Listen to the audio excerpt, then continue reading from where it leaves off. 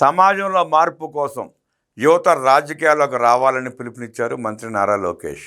విద్యార్థులు జీవితంలో ఒక లక్ష్యాన్ని నిర్దేశించుకుని దాని సాధనకు కృషి చేయాలని విద్యా ఐటీ శాఖల మంత్రి నారా లోకేష్ పిలుపునిచ్చారు. రాజమండ్రి ప్రభుత్వ ఆర్ట్స్ కళాశాలలో ఏర్పాటు చేసిన బహిరంగ సభ వేదిక వద్ద హలో లోకేష్ పేరుతో మంత్రి నారా లోకేష్ విద్యార్థులతో ముఖాముఖి కార్యక్రమం నిర్వహించారు. కాలేజీ ఇంగ్లీష్ లెక్చరర్ శ్రీనివాస్ ఈ కార్యక్రమానికి వ్యాఖ్యాతగా వ్యవహరించారు. ఈ సందర్భంగా విద్యార్థులు అధ్యాపకులు అడిగిన పలు ప్రశ్నలకు మంత్రి లోకేష్ సమాధానం ఇచ్చారు. డిగ్రీ చదివేప్పుడు ఉద్యోగానికి అవసరమైన నైపుణ్యాలు పెంపొందించుకునేలా గవర్నమెంట్ కాలేజీల్లో ప్రభుత్వం ఎలాంటి ప్రత్యేక కార్యక్రమాలు చేపడుతోందని హరివర్మ అనే విద్యార్థి అడిగిన ప్రశ్నకు మంత్రి నారా లోకేష్ సమాధానం ఇస్తూ, గ్రాడ్యుయేషన్ తర్వాత కూడా యువత ఉద్యోగాలు పొందేందుకు ఇబ్బందులు పడుతోందన్నారు. 173 ఏళ్ల చరిత్ర ఉన్న రాజమండ్రి ప్రభుత్వ ఆర్ట్స్ కాలేజీలో చదివిన విద్యార్థులకు కూడా ఉద్యోగాలు రావడం లేదు. ఇందుకు అకాడమియాతో ఇండస్ట్రీని అనుసంధానించాల్సిన అవసరం ఉంది.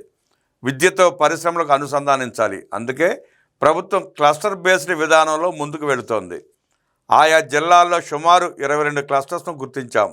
అనంతలో ఆటోమోటివ్, కర్నూలులో రెన్యూవబుల్ ఎనర్జీ, ఉత్తరాంధ్రలో ఐటీ, మెడికల్ డివైజెస్ పరిశ్రమలను ప్రోత్సహిస్తామని మంత్రి లోకేష్ చెప్పారు. స్త్రీలను గౌరవించాలని పదే పదే చెబుతున్నారు.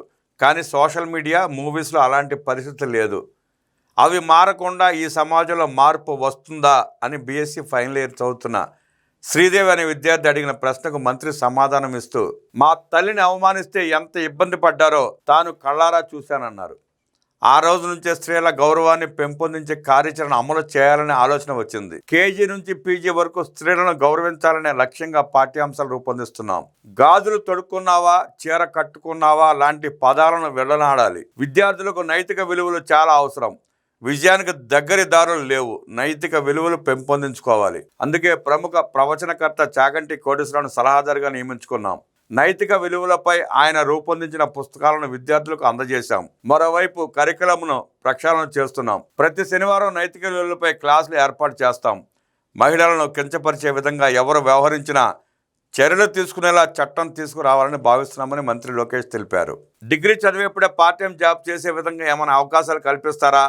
విదేశాల్లో ఉద్యోగాల కోసం మెంటరింగ్, కెరీర్ కౌన్సిలింగ్ అవసరం ఉందని విద్యార్థిని సాత్విక్ అడిగిన ప్రశ్నకు మంత్రి స్పందిస్తూ, కూటమి ప్రభుత్వం నైపుణ్యం పోర్టల్ను రూపొందిస్తోందన్నారు.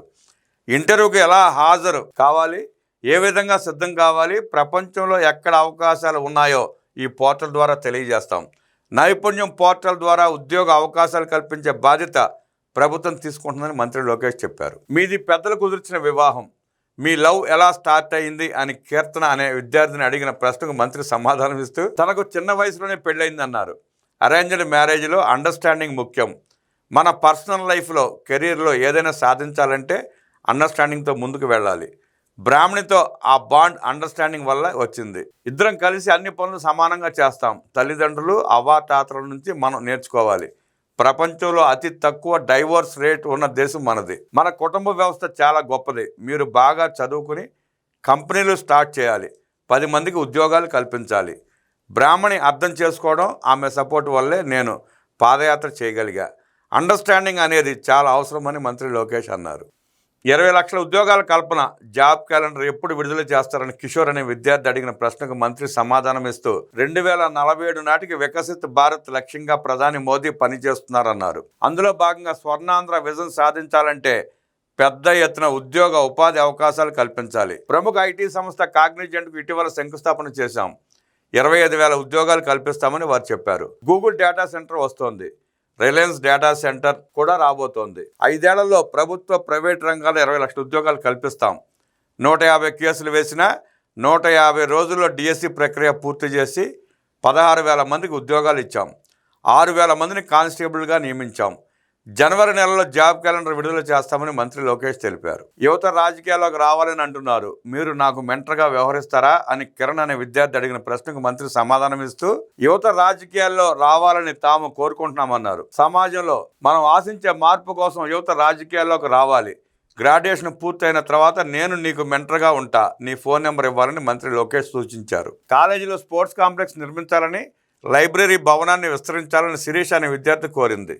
దీనిపై మంత్రి స్పందిస్తూ మన రాష్ట్రం నుంచి శ్రీచరణి అంతర్జాతీయ మహిళల క్రికెట్లో రాణిస్తున్నారన్నారు. ఇటీవల ఐసీసీ మహిళల వన్డే ప్రపంచ కప్లో అద్భుతంగా బౌలింగ్ చేసి మ్యాచ్ విజయంలో కీలక పాత్ర పోషించారు. ఆమెకు ప్రభుత్వం 2,50,00,000 నగదు ప్రోత్సాహాన్ని అందించింది. వైజాగ్లో ఇంటి స్థలం కేటాయించింది. గ్రూప్ 1 ఉద్యోగం కూడా కల్పిస్తాం.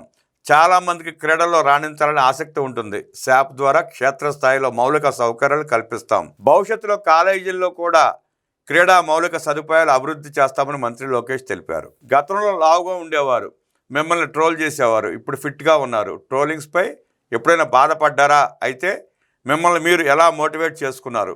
మీ డైట్ సీక్రెట్ ఏంటని కార్తికేయ అనే విద్యార్థి అడిగిన ప్రశ్నకు మంత్రి సమాధానం ఇస్తూ life is a journey not destination అన్నారు. మనం అనేక ఇబ్బందులు ఎదుర్కొంటాం. ఒక లక్ష్యంతో ముందుకు వెళ్ళాలి. మార్కులు తక్కువగా వచ్చాయని ఆత్మహత్యలు చేసుకుంటున్నారు.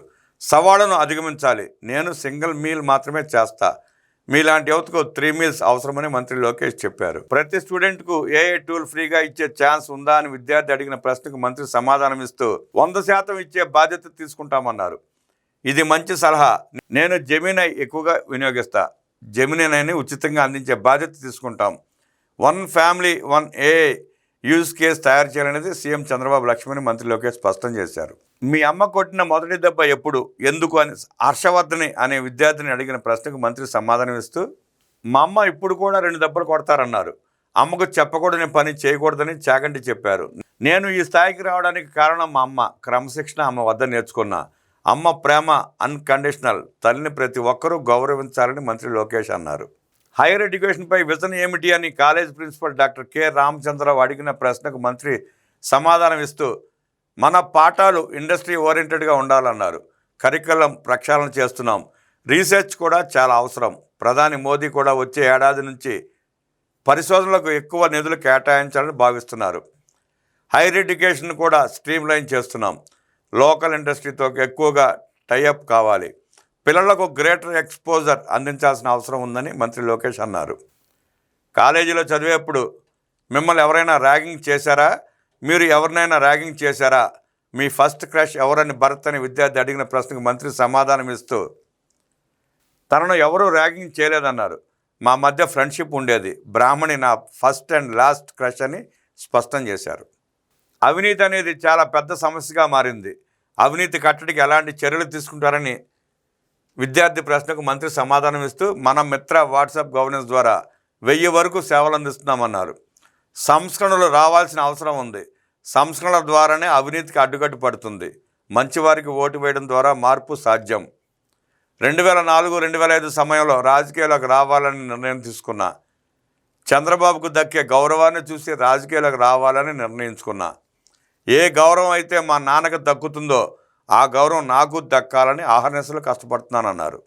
విద్యార్థుల ఆత్మహత్యల నివారణకు చేపట్టాల్సిన చర్యలపై మంత్రి స్పందిస్తూ దేవుడు అనేక పరీక్షలు పెడతాడు, వాటిని జయించే శక్తి కూడా ఇస్తాడన్నారు. 2019లో మంగళగిరిలో పోటీ చేసి ఓటమి చెందాను. తర్వాత కసితో పనిచేసి విజయం సాధించాను. మాకు అనేక ఇబ్బందులు ఎదురయ్యాయి. అందరూ లక్ష్యాన్ని నిర్దేశించుకుని లక్ష్య సాధనకు కష్టపడాలి. ఆత్మహత్యల నివారణకు ఫ్రేమ్వర్క్ రూపొందిస్తాం.